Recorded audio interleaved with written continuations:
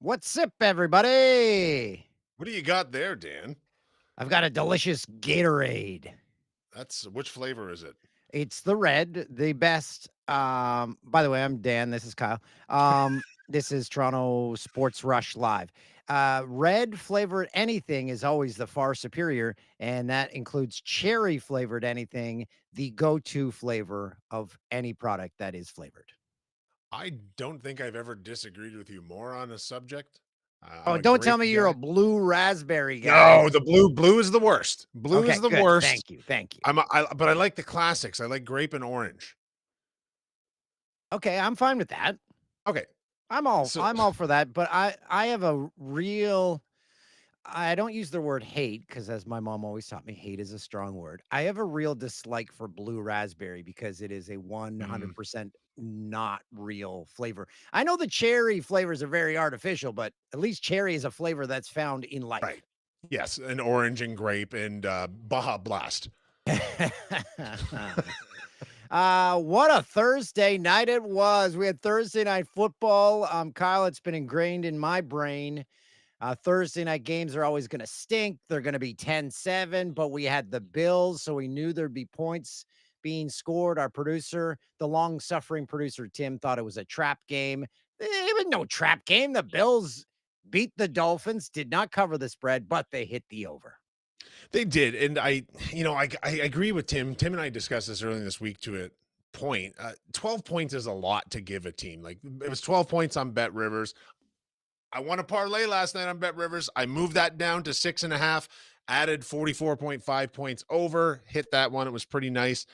But the Bills were always going to be in control of that game. But 12 points was a lot because historically speaking, Miami gets up to play Buffalo. That's a long-standing rivalry. And I don't think Miami was as bad or is as bad as they've shown so far this year. But Buffalo keeps rolling, man. Even missing two of their best defensive players, they held court. Miami put a few points on the board. Tua threw that absolutely miserably telegraphed interception late in the game to seal things up. But Buffalo continues to roll, and the crowd last night, yeah, they're loud and energetic, and I think they all felt a little bad after bailing early on that Ravens game in Week 1. It was a September evening in Buffalo as they brace for what's to come. So of course you enjoy nights like that.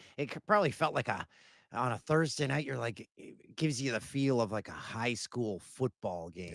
Yeah, The Dolphins. Remember when they were the darlings of the just 2 years ago? 2 years Maybe ago. was it 2, 3 years ago? And 2. now the Dolphins in disarray.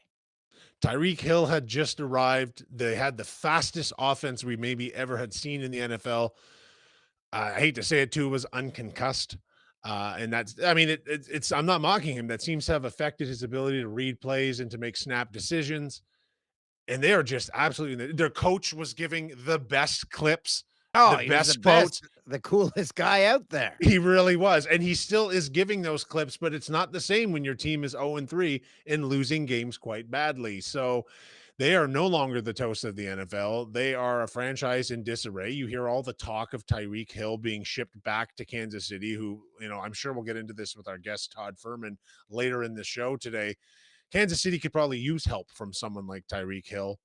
But they just had nothing for Buffalo last night as it got later in the game. It wasn't as close as the score really saw. Buffalo's offense, with the exception of a couple drives in the second half, kind of moved the ball at will. Josh Allen did Josh Allen things. The whole team participated. It was a complete effort. They gave up some points, but some of those points came off of a good kick return to start the game where Miami had dominant field position on the opening drive. So it wasn't as close as the score would indicate.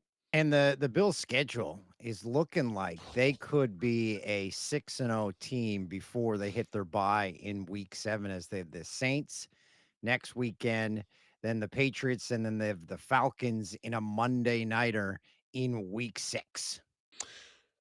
This going By to the play way this. by the Yeah. way, it's so embarrassing the way I have to hold the phone. I am old man distance away from my phone and able to read it. Like, it is 3 feet from my face. but it's providing beautiful, beautiful glow on your Oh, warmly thanks. tanned skin and your silver hair. And really, we're all about the theatrics here. Getting the Saints on 9 or 10 days rest with your Buffalo Bills should be criminal because that's just not going to be close. Take the 12 points if they're offering it. They may be offering that much in that game. I think the Patriots are sneaky good, though. I don't think the Patriots are a team to take lightly. So they need to get up for that game. And the Falcons, well, that's 3 weeks down the road. Let's see how they continue to play. But they're looking at 5-0 at the gate. And I was watching Mike Francesa, our friend Mike, also part of the Bet Rivers Network, this morning talk about their division. Buffalo could have this division wrapped up by American Thanksgiving. That is on the table for certain. So, things are looking rosy, but we really need to see them against another one of the cream of the crop teams. And I don't have their schedule up. Maybe, Tim, if you want to pull up the Bills schedule and kind of give us an indication when the next time they play a very serious NFL threat is, because it's no time You got the soon. Chiefs They have in Atlanta too. week 9. Yeah. You get the Dolphins again in week 10. I think they have I think they have so Chiefs in week 9, so the bye is week 8. I think Yeah. Atlanta is week 7, 6. I think Atlanta's 6, after the week Patriots, 6, isn't it? right? So Atlanta and Kansas City are the next 2 tough games. And then you've got a trap game in week 16 against the Browns. I feel Who like by knows week 16, Josh Allen probably will be standing on the sidelines. Can we get Adam the Bull on the show when they play the Browns? And can Dan and I just watch him cry? Because by that late in the season, he's going to be an angry man. I love an angry Adam the Bull, also part of the Bet Rivers Network, and he will not be in a good mood that late in the season. And also, I always have to bring up the Browns because of our producer and our youth on this team, Z Money. I have some good news for Jays fans heading into this weekend. Thankfully. The Toronto Blue Jays still lead the AL East. You've got a 3-game lead. Again, I've said this before. I will say it till I die. Given that scenario at the start of the year, you're taking that every day. Now, the bad news. The Jays lose their last 2 to the Rays before they leave the Yankees spring training facility and head off to Kansas City. And they are staring at a Yankees team that has the weakest finish to a season schedule I've ever seen in my life. They have the Orioles, the White Sox, and again, the Orioles. A 3-game lead with a team that's behind you and has that schedule. I think I can safely say the word terrifying can be used here. And it's our fault because we just keep coming on this show and preaching, hey, everyone, enjoy the theatrics. Yeah, We I'm will. going. It is. Yeah, it But is now theatrical. And remember when it was a 5-game lead and you're like, okay, everything's looking Yeah. good. The magic number has remained at 6 now. It feels like for about a month to win the AL East. To clinch a playoff spot is 2, but enough of the wild card. No one wants a wild card. No. We want a first round bye. We want that to be the case here. Here's something I find very fascinating from a theatrics perspective, and I'll be glued to the TV tonight. We're sending Max Scherzer out on the hill tonight. And, this moment, they're now barely clinging to this lead as far as I'm concerned. The offense is absolutely sputtering. We'll get into Guerrero and whatnot. This is why they got Max Scherzer. Tonight is why they got him. He has been moderately shaky. He's always had one bad inning in recent starts, but he's always been able to reel it back in from there. But tonight's game against a Royals team they should win 2 or 3 games off of in this series, this is why they signed the man. The Blue Jays hold all the cards. They win, they're in. You mentioned Vladdy. We've been speaking about this all year. Keegan and I, we speak every Wednesday. We've talked about it at length. Vladdy, he had a great run there where he was getting hits, he was getting on base, he was scoring. But to this day, for this season, Vladdy has not had a signature moment during this drive. Yeah. Vladdy needs that. That is his role. And he hasn't hit a home run now in something like, what was it, 47 at bats? 12 games, 47 at bats. Vladdy, this is your time. And I can't be alone whenever Vladdy steps up in a big moment. I'm like, Vladdy, Please. Yeah. this, this, this is where you do it. And something that irks me about Vladdy stopped doing the stretches at first base after he pulled something. Thank goodness for that. But what Vladdy is doing now, and I'm not nitpicking, I'm not picking on the guy, is every pitch. It's like he's auditioning to be in a Broadway musical about Major League Baseball because he has theatrics about every pitch. Ball strike, he's spinning. He's like, whoa. He's like almost trying to guide the ump into what call needs to be made. And I'm like, Vladdy, I know you're amped up, but we got to lock it in here, boy. Yeah, it's a little bit theatrical. It feels like overcompensation, like a guy that talks too much on a first date sort of energy is what I'm getting from all of that. And First date, I get yet you know what I'm nervous saying? energy. Yeah, the Yes. nervous energy of it all, because I worry that maybe we don't need to be saying what we're saying because he's really feeling it, but it's completely justified with the contract he signed. He did have a good series against the Yankees, but it was a good series that he hit well, but he didn't provide the huge moment that you're talking about that we're looking for here. With Bichette out now, with a hitter-friendly park like they just left in Tampa Bay, I was looking for something from him. He's made very good defensive decisions, but you're the highest paid player on one of the best teams in the major leagues. You need to deliver a moment, a big home run, a bases loaded double on a 1-2 count. So you need to stop dancing and start doing. And But I think you hit the nail on the head. He is amped up like everyone watching the games. He just has to harness that because yeah, he hasn't been in this situation where you could capture a pennant and he knows what's riding on every pitch. And yeah. it's almost like it's it's those kids in the Disney commercial from way back when. We're too excited to sleep. That's what Yes. Vladdy's like right Yeah. now. They're not used to playing in front of everyone else. They're not used to holding back the other guys. They're used to chasing, Yeah. and there's a looseness to chasing, right? There's a, we're in pursuit here. We can't do no wrong. It's like there's a different type of pressure being out in front. What were they, 5.5 up, 5 up, like a couple of days ago? That's almost cut in half now, and that's very difficult. Like, okay, very quickly, I gathered some odds off of Bet Rivers right now. The Let's Jays hear are him. still minus 1430 to win their division. The Yankees are plus 700. Minus 1430 for a team that's slid a little bit.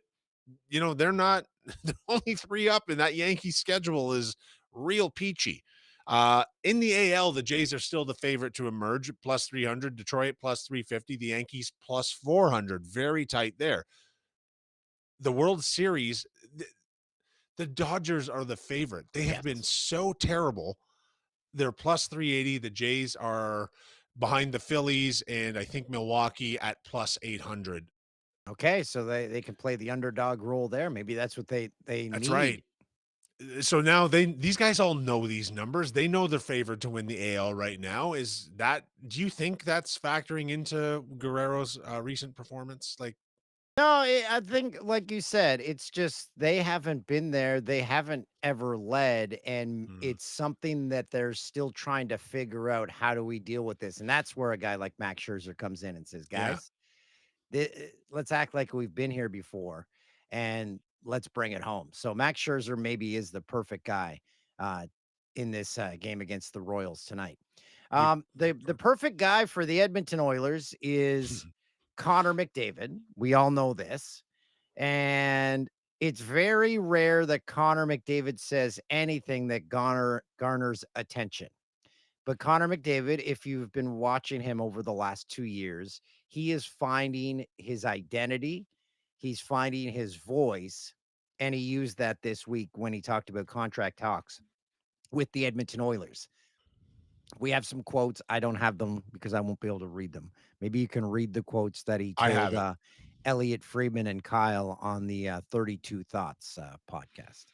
Connor McDavid said, "I'm going to take my time with it. We have every intention to win here in Edmonton and have all the faith in the world in this 2025-2026 season and beyond. That still remains to be seen. Yeah, That was written by a lawyer. I watched it and I'm like, that's good. He knows he holds all the cards. He's He not does. going to say, I'm signing here imminently. I'm going to look at everything that's on the table. If he is not signed before the start of the season, that opens up a whole can of worms that the Oilers, I'm sure, don't want to deal with, that Yeah. Connor McDavid doesn't want to deal with, going to every town, every city in the NHL and getting asked about, okay, so is this your last year in Edmonton? That needs to be solidified before puck drop on this coming season.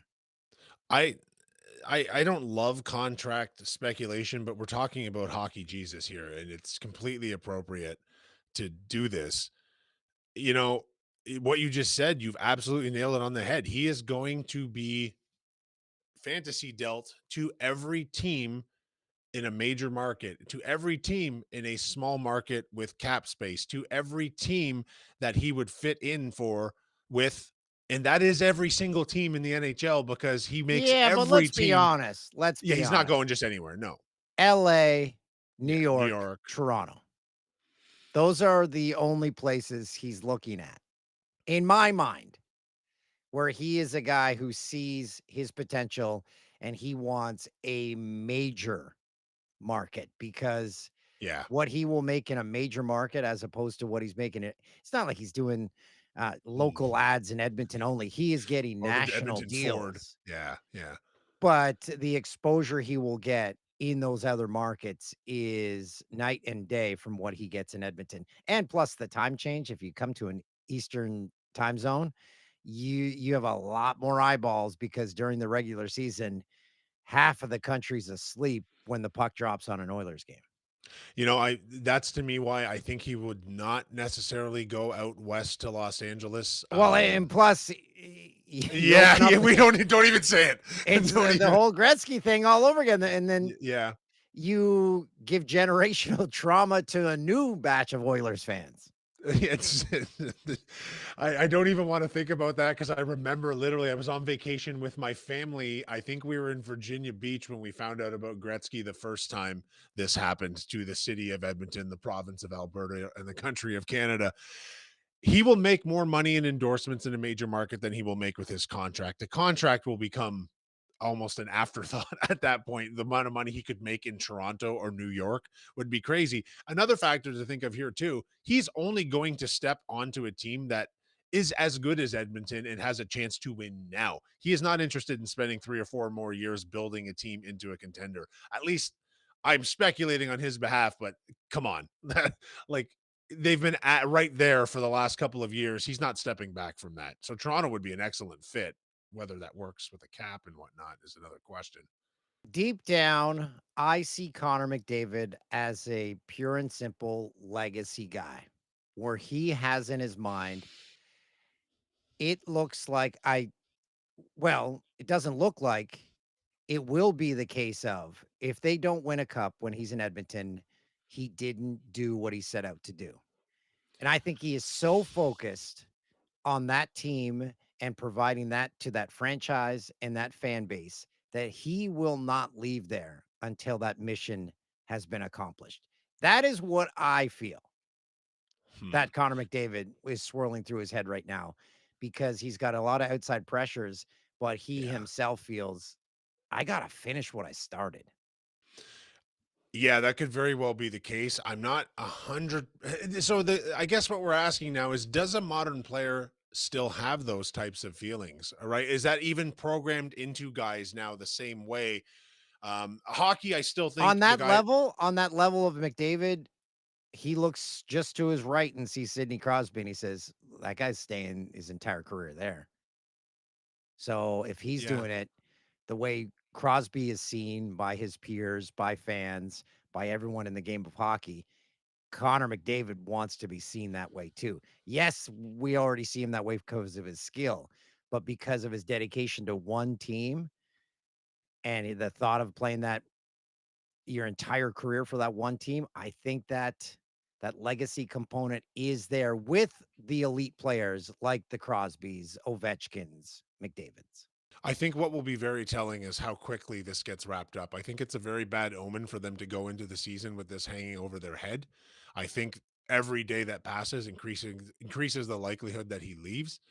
And we don't actually know a lot right now about what the nature of the holdup is, whether it's completely Connor McDavid's doing or whether they're at an impasse. We don't really seem to have that, It's but not money. That's what they say. It's yeah, nothing to they'll do with open the money. vault. They'll They open the they they've vault. given him a blank check. So they've got ongoing issues with maybe some defensive issues there, goaltending issues that to get them over the hump.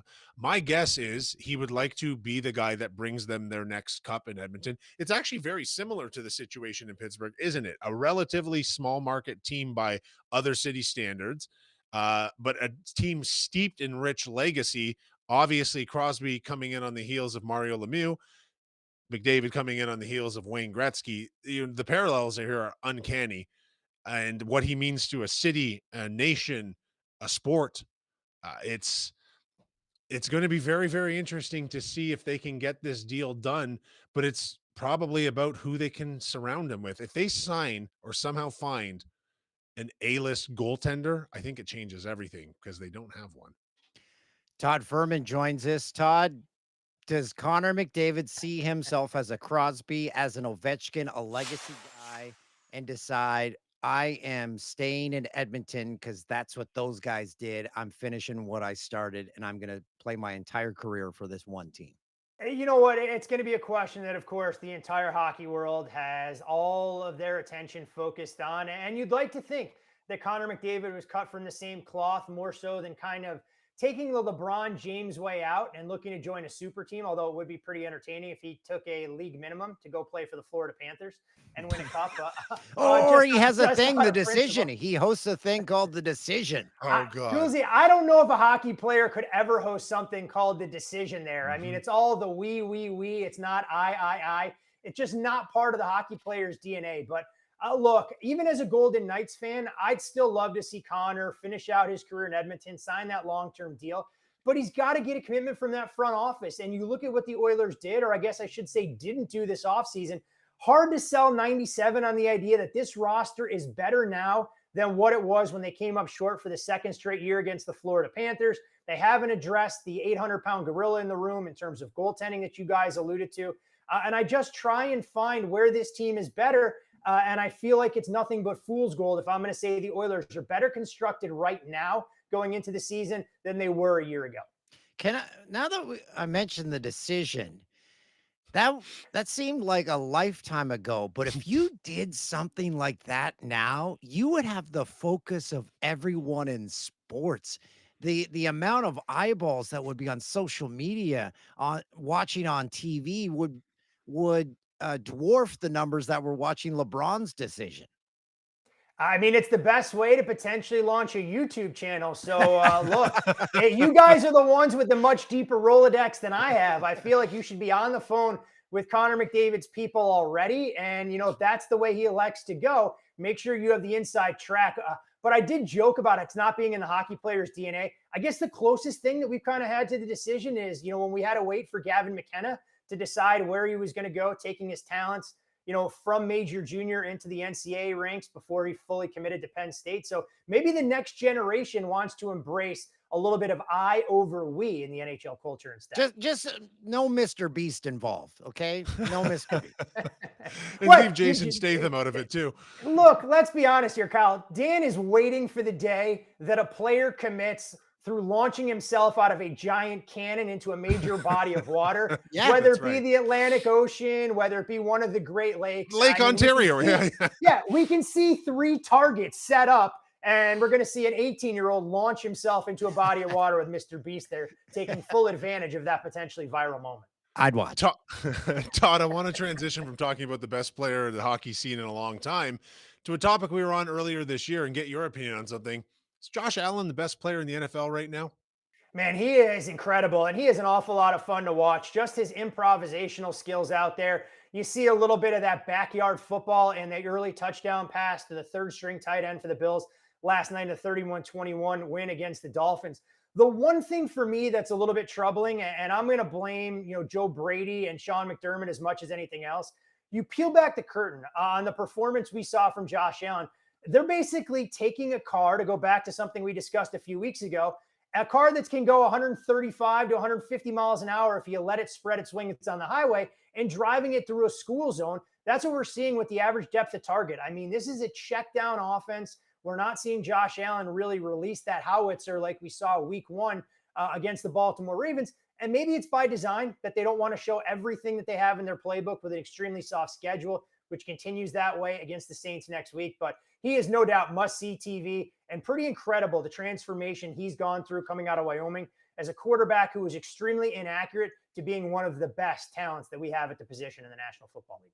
Todd, just want to point out the over hit in that game.